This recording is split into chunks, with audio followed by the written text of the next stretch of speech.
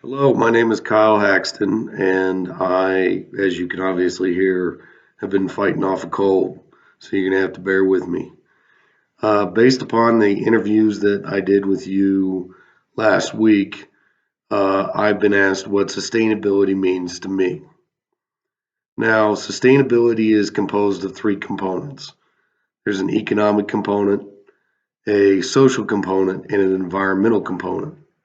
What most people think about when they think about sustainability is the environmental component. They associate environmentalism with sustainability, basically, that we need to maintain the environment or its homeostasis as much as possible. When I first originally got into sustainability, I got into it because of engineering and civil engineering. So I think about it in terms of wastewater management, dealing with mine waste, um, killing fish, with the issues associated with power generation and how to deal with mitigating soil contamination. So when I think about sustainability, I tend to think about it in terms of a best practice, a practice that is both ethical and economical and sustainable, and both to the benefit of the environment and the people around it.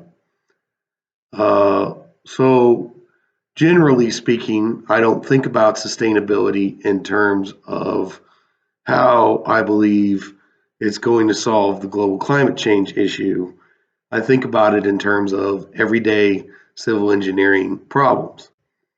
How do you grow food for a community that has a reduced amount of water and relies upon the treatment of water to water those crops using gray water as opposed to pure water from a resource such as a well or a collection system in like a desert. And in this case, sustainability not only will have an ethical component, it is important to those people to produce the most ethically responsible forms of water they can, but it has an economic one. And unfortunately, sometimes the economics of the situation will outweigh both the ethical and the environmental concerns. And people have historically done unsustainable things for a long period of time because it provides an economic benefit. So hopefully, in terms of sustainability, we can do things in a more economic and ethical and sustainable manner in the future through things such as ecotourism, which promote viewing resources as both cultural and environmental and social in nature rather than just economic. Regarding sustainability in my everyday life, I, as a teacher, have to teach sustainable issues to students in Western South Dakota. Many of these students have parents that are in the coal industry. And obviously, coal is the primary economic breadwinner in this particular area. So, coal, fortunately, is not as prevalent as it used to be as an energy source because of natural gas.